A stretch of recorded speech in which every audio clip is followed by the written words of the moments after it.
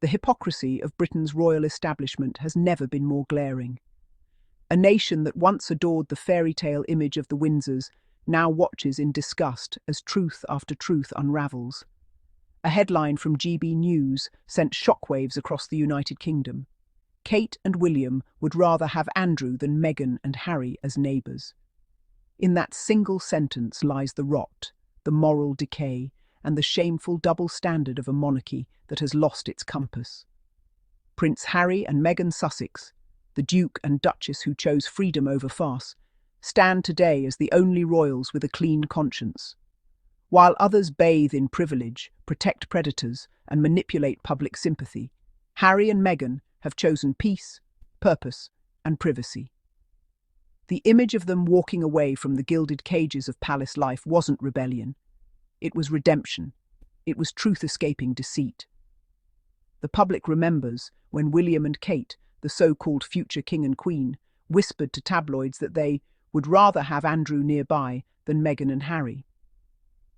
Imagine preferring the company of a man accused of serious moral failings over one's own brother, a decorated soldier, a humanitarian, and a son who merely married for love. The world hasn't forgotten, and the West certainly hasn't forgiven. Harry and Meghan repaid $2.4 million for Frogmore Cottage, the very home they were forced to abandon after King Charles, their own father, reclaimed it in an act of public humiliation. Meanwhile, William and Kate expanded their empire of taxpayer-funded properties, Adelaide Cottage, Anmer Hall, Kensington Palace apartments, each draped in public money while citizens struggle to heat their homes. Yet it's Harry and Meghan who are painted as greedy. The irony is galling. The British press, the same press that hounded Diana to her grave, continues to serve as the royal family's propaganda machine. But the mask is slipping. Increasingly, even tabloid readers are waking up to the hypocrisy. How is it that Prince Andrew, tied to one of the most disgraceful scandals in modern royal history, continues to enjoy royal protection, a home, and a semblance of status? Why does the monarchy go to such lengths to shield him, yet relentlessly punish Harry, the only one who stood up to injustice? Because Harry and Meghan dared to challenge the system.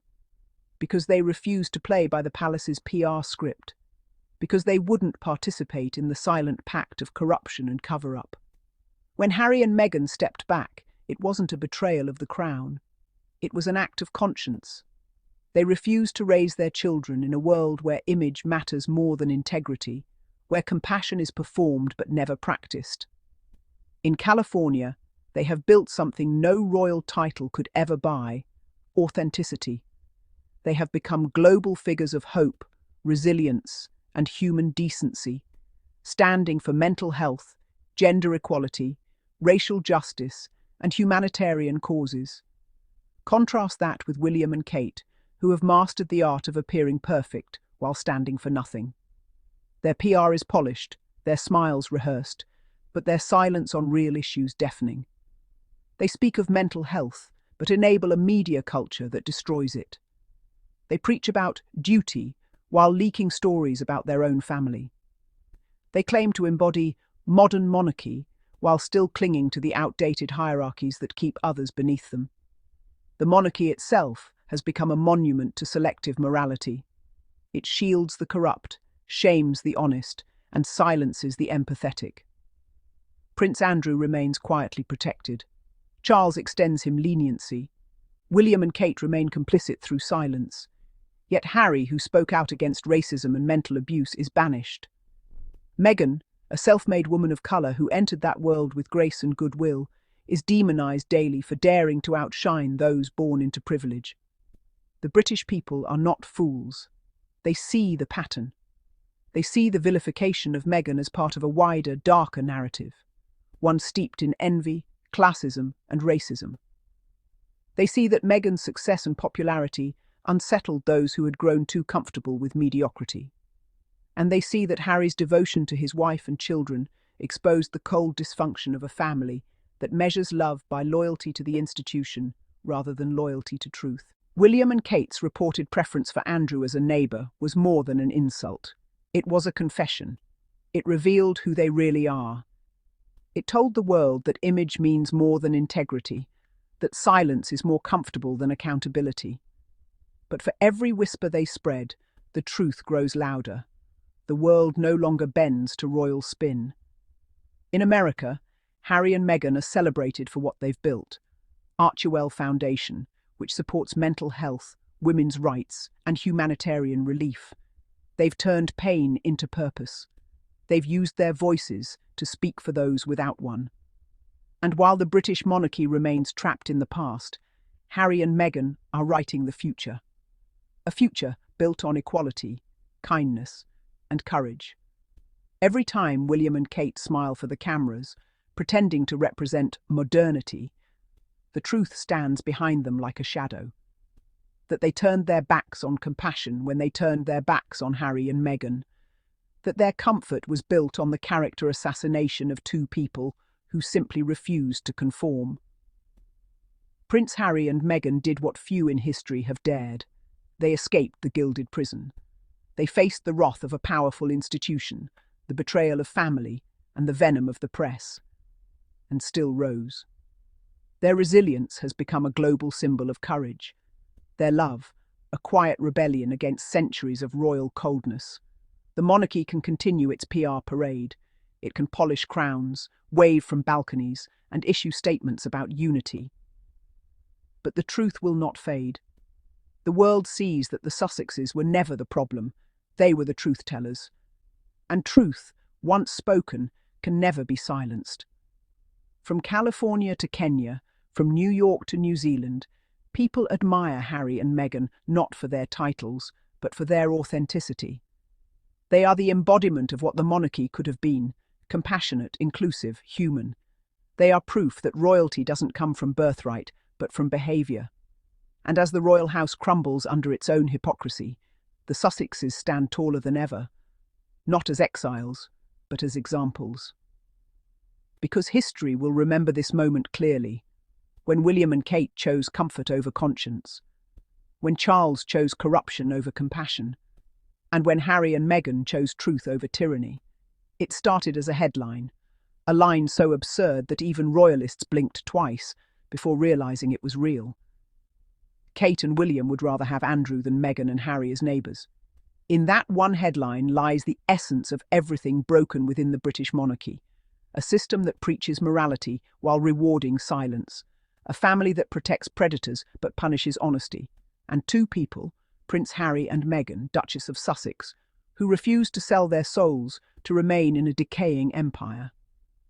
What kind of institution chooses shame over truth? What kind of family clings to scandal while rejecting sincerity? Britain is watching in disbelief as the mask of royal respectability finally cracks. When GB News ran that story, the public reaction was instant. Across social media and living rooms, the question echoed: how could William and Kate prefer the company of Prince Andrew, a man mired in one of the darkest scandals in royal history, to the couple who embody compassion, modernity, and integrity? The answer, painful as it is, reveals everything about the Windsor hierarchy. For decades, royal image has been built not on truth, but on choreography: smiles for cameras, silence for comfort, spin for survival. Prince Harry and Meghan disrupted that delicate dance. They told the truth. They refused to bow to the machinery that destroyed Harry's mother. And for that, they became the enemy. William and Kate's preference for Andrew isn't just about proximity. It's about allegiance to the old order, the one that forgives anything except honesty. When Harry and Meghan left royal life, they didn't flee privilege, they fled hypocrisy. They repaid $2.4 million for renovations to Frogmore Cottage, the very home gifted to them by Queen Elizabeth II, only for King Charles to later reclaim it in a cruel display of authority. They asked for independence, not indulgence. And yet, they were painted as traitors. Meanwhile, William and Kate added another taxpayer-funded residence to their growing property portfolio. A quiet move, largely ignored by the same press that crucified Harry and Meghan for wanting peace. Where's the accountability? Why should the future king and queen be rewarded with endless palatial homes, while the one prince who worked for his freedom was stripped of it? The contrast is biblical. the prodigal son punished for telling the truth, while the compliant heirs reap rewards for silence. The monarchy likes to project unity, but behind the palace gates lies fear. Fear of exposure, fear of change, fear of losing control. Prince Andrew's scandal was a test, and the institution failed it miserably. Instead of condemnation, there was protection. Instead of accountability, there was silence. When Andrew settled his lawsuit out of court, the palace called it a private matter. When Harry and Meghan spoke out about mental health, racism, and abuse of power, it became a family betrayal. The hypocrisy is not subtle, it's glaring, and the British people are no longer blind to it. This is why the monarchy feels threatened by Harry and Meghan, because their very existence reminds the world that morality cannot coexist with manipulation. From the day Meghan entered the royal family, the British tabloids declared war. Her grace, her intelligence, her heritage, all became weapons used against her. Every smile was dissected, every gesture twisted. She was too ambitious, too outspoken, too American, too successful. And when she finally broke her silence, when she and Harry revealed how deeply they had been betrayed, the establishment retaliated by calling it whining. But the truth stood tall. The world listened.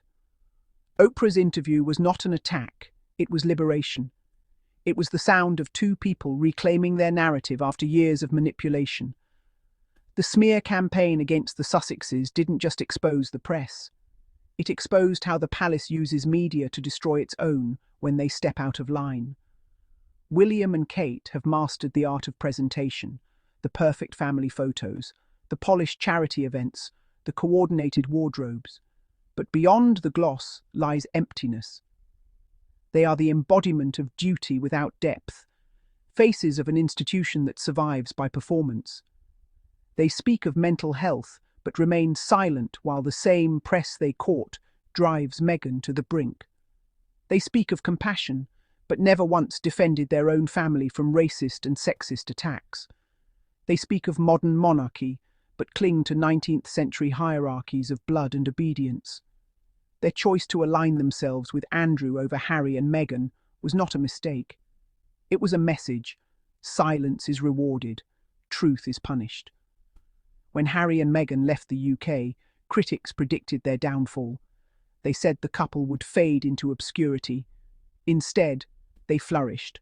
From California, they built Archewell, a foundation dedicated to humanitarian causes, digital safety, mental health, and women's empowerment. They partnered with global organizations, raised awareness about climate change, and continued Diana's legacy of compassion. They built a home, not a palace, a home filled with laughter, purpose, and peace. Far from fading, they became global icons, representing everything the modern world values: transparency, empathy, and equality. They may have lost their royal titles in practice, but they gained something far greater: credibility.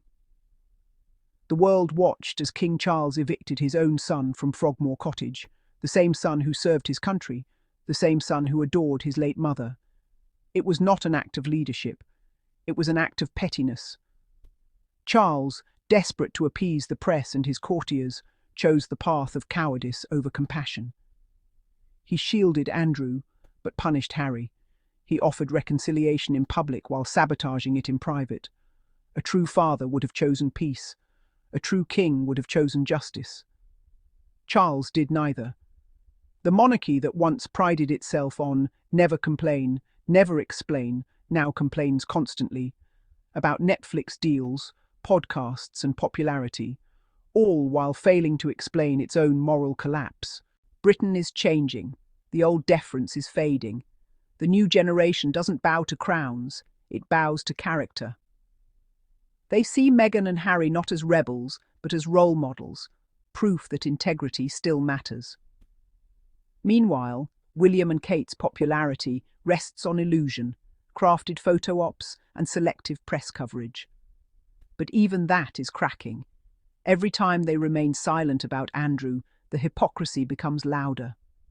Every time they leak stories about Harry, their jealousy becomes clearer. The tide is turning. The people are beginning to understand that the monarchy doesn't represent morality. It represents management of perception. History will remember Meghan Markle not as the outsider who caused chaos, but as the woman who revealed truth. She entered that world with optimism and class. She worked, smiled, and served with dedication. But she quickly realized that the royal machine thrives on suppression. She was never supposed to outshine. She was supposed to conform, quietly, beautifully, invisibly. Instead, she chose to be seen. She chose to speak. And in doing so, she gave millions of women the courage to demand better, from institutions, workplaces, and families that silence them. Meghan didn't destroy the monarchy. The monarchy destroyed itself, trying to destroy her. Prince Harry's story is one of extraordinary strength. He watched his mother die because the press refused to let her live in peace. He served in Afghanistan. He built the Invictus Games, giving wounded veterans purpose and pride. He fell in love with a woman who reminded him of everything his mother stood for: compassion, independence, and courage. And yet, for choosing love over duty, he was branded a traitor. But history always vindicates the brave. Harry is not just Diana's son, he is her legacy. He turned pain into purpose. He proved that true royalty is defined not by bloodline, but by bravery. The institution that once commanded respect now commands pity. A monarchy that shelters Andrew while shaming Harry and Meghan is morally bankrupt. It can no longer claim to represent duty or decency. The truth is simple. The Windsors are a family in crisis, hiding behind ceremony. Their loyalty is not to country or compassion, but to control. The world has moved on, and the monarchy is being left behind. While the royals cling to outdated hierarchies, the Sussexes are shaping a new era of influence, one based on service, sincerity, and social impact. Their work in mental health, women's empowerment, and humanitarian relief is redefining what it means to serve. They don't need crowns. They carry credibility. They don't demand reverence. They inspire respect. And the world has taken notice. From Hollywood to Africa, from Silicon Valley to the United Nations, the Sussex name now stands for progress, not privilege. The West hasn't forgotten who protected Andrew. The West hasn't forgotten who smeared Meghan. The West hasn't forgotten who evicted Harry. And the West will never forget who told the truth. William and Kate can pose for photos. Charles can issue royal decrees. But history is written not by those who wear crowns, but by those who wear conscience. Harry and Meghan will be remembered not as exiled royals, but as emancipated souls. Two people who traded luxury for liberty, and in doing so became larger than the monarchy itself. The monarchy is rotting from the inside, not because of outsiders, but because of insiders who prefer scandal to sincerity. William and Kate's willingness to protect Andrew while rejecting Harry and Meghan is the final proof of that decay. But amid the ruins, two lights still shine. Harry and Meghan, free, fearless, and full of love, remind the world that integrity is the highest form of nobility. They have built a legacy far greater than any crown, a legacy of truth, a legacy of compassion, a legacy that no smear campaign can erase. So let the tabloids spin, let the courtiers whisper, let the monarchy pretend. Because the people, and the world, have chosen their royals. And they are not the ones living in palaces. They are the ones living in truth.